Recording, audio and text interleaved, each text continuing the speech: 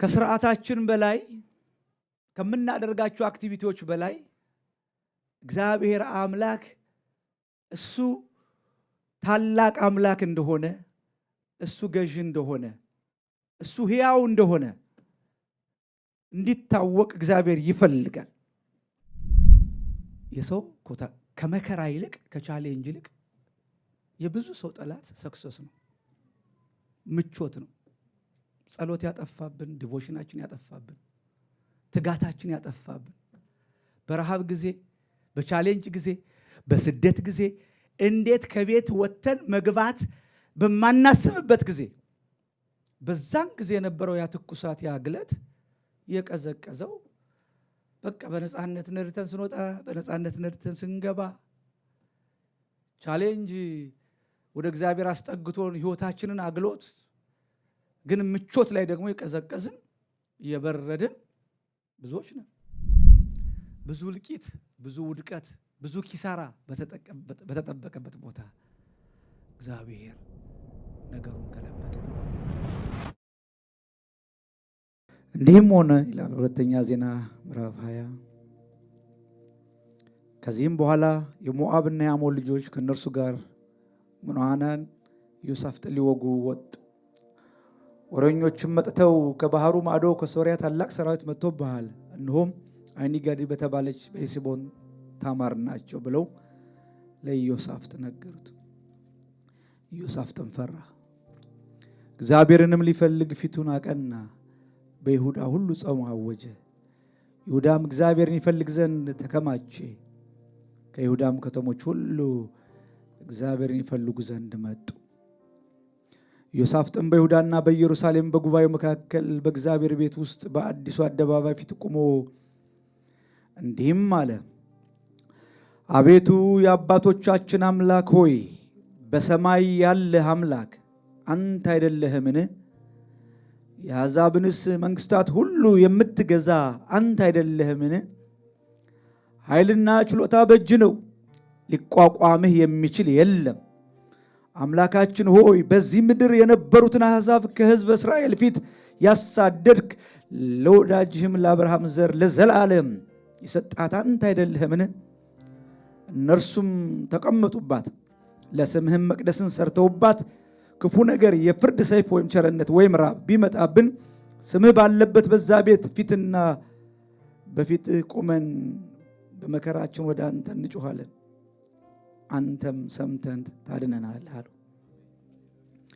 አሁንም እነሆ እስራኤልን ከግብፅ ምድር በወጡ ጊዜ ያልፉባቸው ዘንድ ያልፈቀድክላቸው ነገር ግን ፈቀቅ ብለው ያላጠፋቸው የአሞንና የሞዓብ ልጆች የሴርም ተራራ ሰዎች እነሆ ለወረቶቻችን ክፋት ይመልሱልናል፣ ከሰጠህንም ርስት ያወጡን ዘንድ መጥተዋል። አምላካችን ሆይ አንተ አትፈርድባቸውምን? ይህን የመጣብንን ታላቅ ወገን እንቃወም ዘንድ አንችልም፣ የምናደርገውንም አናውቅም። ነገር ግን ዓይኖቻችን ወደ አንተ ናቸው። የይሁዳ ሰዎች ሁሉ ከሕፃናቶችና ከሚስቶቻቸው ከልጆቻቸው ጋር በእግዚአብሔር ፊት ቆመው ነበር። የእግዚአብሔር መንፈስ ከአሳፍ ወገን በነበረው በሌዋዊው በማትያስ ልጅ በኢያኤል ልጅ በባንያስ ልጅ በዘካርያስ ልጅ በሕዝኤል ላይ በጉባኤው መካከል መጣ። እንዲህ አለ፣ ይሁዳ ሁሉ በኢየሩሳሌም የምትኖሩ አንተም ንጉሥ ኢዮሳፍጥ ስሙ፣ እግዚአብሔር እንዲህ ይላችኋል፣ ሰልፉ የእግዚአብሔር ነው። እስቲ ጉባኤው ጮክ ብሎ ሰልፉ የእግዚአብሔር ነው ይበል። ከዚህ በላይ በሆነ ድምፅ በሉት እስኪ፣ ከፍ አድርጋችሁ በሉት እስኪ። ሰልፉ የእግዚአብሔር ነው እንጂ እናንተ አይደለምና ከዚህ ታላቅ ወገን የተነሳ አትፍሩ፣ አትደንግጡ። ነገ በእነርሱ ላይ ውረዱ።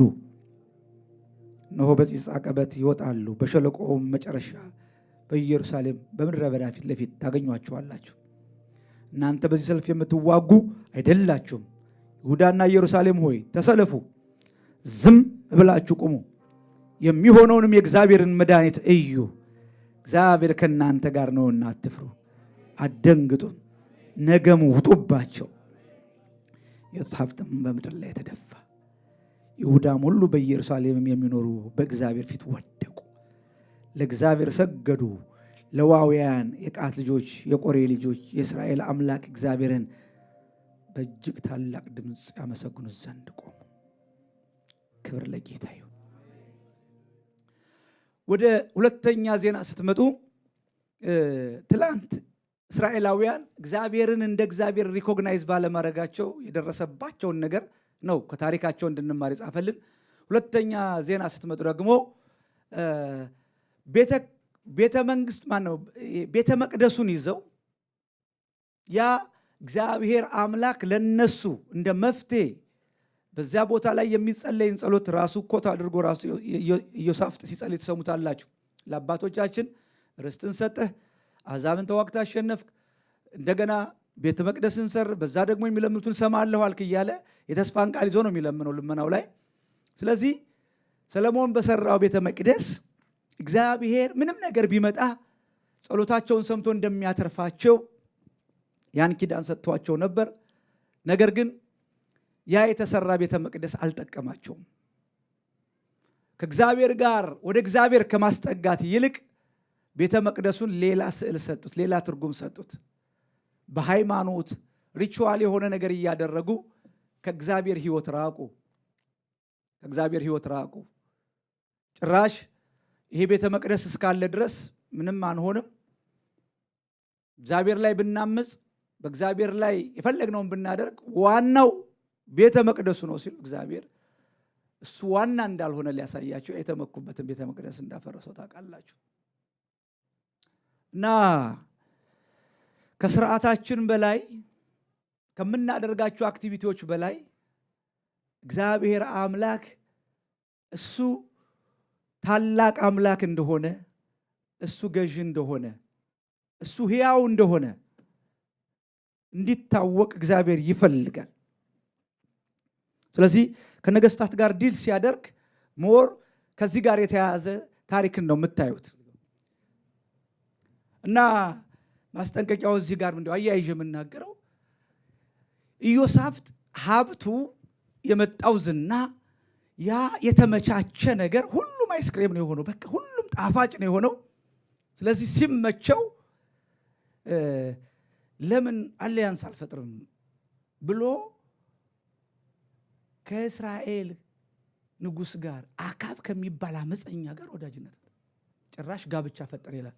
እማነብላችሁ ከ17 እስከ 19 ያለው ታሪክ ነው። ዝም ብላችሁ ያዙና ከቤታችሁ እንደው በጣም ልባችሁ ከተነካ ቤታችሁ ሄዳችሁ አንብቡት፣ ካልተነካ አታንብቡት፣ ምንም ችግር የለም።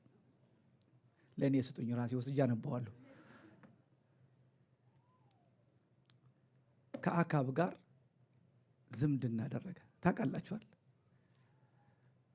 የሰው ከመከራ ይልቅ ከቻሌንጅ ይልቅ የብዙ ሰው ጠላት ሰክሰስ ነው፣ ምቾት ነው።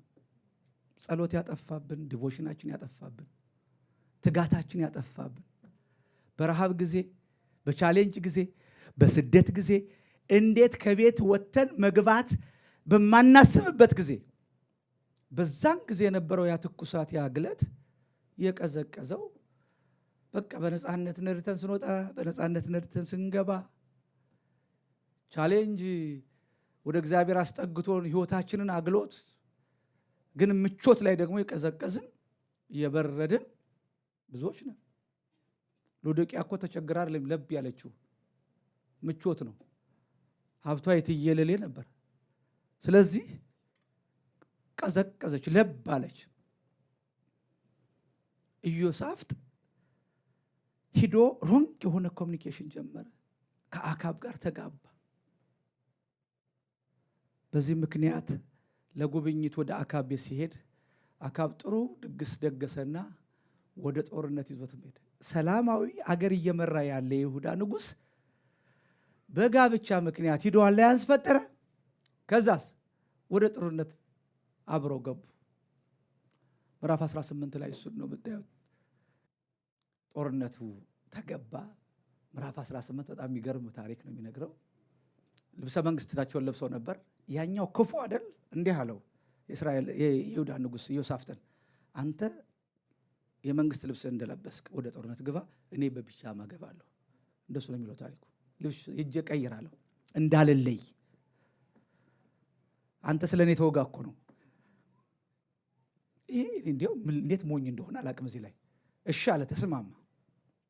ተስማማ። እውነትም ታርጌት ውስጥ ገባ። ተከትለው እያሳደዱ ሲያዩት ሲጠጉት እሱ መጮህ ጀመረ። ያለ ሲጮህ እነሱ ሲያዩት እዛ ምን ብለዋል? የእስራኤል ንጉሥ ካልሆነ በስተቀር አንድ ሰው እንዳትነኩ ተብለው መመሪያ ሰጥቷቸዋል። ሲጠጉ ሲያዩት እሱ አይደለም። ተመለሱ። ይሄኛው በፒጃማ ተርፋለሁ ሲል ልክ በተቀመጠበት የሆነች ቀዳዳ አንግለዋል። እንደው ሄዳችሁ ታሪኩን ስታነቡ በሆነች መቀራቅር ውስጥ አስተያዩና እዛው ሰረገላው ላይ እንዳለው ወጉት። አውጡኝ ተወግቻለሁ አለ። ታሪኩን ታውቃላችሁ። የእግዚአብሔር ቃል እንደተናገረ ይሄ ሰው በዛው ዮሳፍጥ ሲመለስ እግዚአብሔር ዝም አላለውም። መልእክተኛ ላክና እንዴት ከአመፀኛ ጋር ሄዳለህ ያስተፈጥራለህ? እግዚአብሔርን እንዴት ትበድላለህ? አንተ ህይወትህ ትላንት ስትነሳ በአባትህም ባንተም እግዚአብሔር አምላክ መፍራት ስላየን እንጂ ይሄ ያስቀጣ ነበር። በዋርኒንግ ማለት ነው። ወዲያው ተመለሰ። ምዕራፍ 19 ላይ በቃ ሌላ ነገር መስራት ጀመረ። ማደራጀት ጀመረ። ፈራጆችን በከተማው እግዚአብሔር እንዲፈሩ ታድሶ ጀመረ። እንደገና ሪስቶር አደረገ። ትላንትና ሩቅ የፈለገውን ጦርነት አሁን ይኸው እንዲህም ሆነ ይላል። እሱ ሰፈር ሂዶ ሌላ ሰፈር ሲናፍቀው የነበረው ሂዶ በውክልና የመጣበትን ጦርነት ይሄው የሞዓብ የአሞን ልጆች ከእርሱ ጋር ሞዓማውያን ኢዮሳፍጥ ሊወጉ መጡ ይላል። አሊያንሱ የተባበሩት ሁነው መጡ። በዚህ ወቅት ኢዮሳፍጥ ፈራ። መጽሐፍ ቅዱስ ሲናገር ፈራ ብሎ እዛው በነጠላ ሰረዝ ደስ የሚል ሌላ ሐሳብ ይናገራል። ፈራ ይልና ኢዮሳፍጥ የእምነት ምላሽ መስጠት ጀመረ። እግዚአብሔርን ሊፈልግ ፊቱን አቀና። ክብር ለጌታ ይሁን። 14 እስከ 17 ላይ አምላካዊ ምላሽ እግዚአብሔር ያን ጸሎት ሰማና እግዚአብሔር ወረደ። እግዚአብሔር ሰማ። ክብር ለጌታ ይሁን። ወረደ። እግዚአብሔር መጣ። አዎ ይላል እግዚአብሔር። ታላቅ ወገን ነው። ልክ ነህ። ነገር ግን ከዚህ ታላቅ ወገን የተነሳ ምን አትበል፣ አትፍራ። ሰልፉ ያንተ አይደለም። ጦርነቱ ሰልፉ ተመልካች ባለበት ነው። እንዴ ጨዋታ እንኳን ራሱ በተመልካች በሜዳ ሲሆን ደስ ይለው። እግዚአብሔር ይዋጋል። የእግዚአብሔርን ስራ ታያለህ። ኧረ አሜን አሜን አሜን። ይሄ የአምላክ ስራ ነው። በጠላቶች ፊት ለፊት ይላል ይቀመጡ።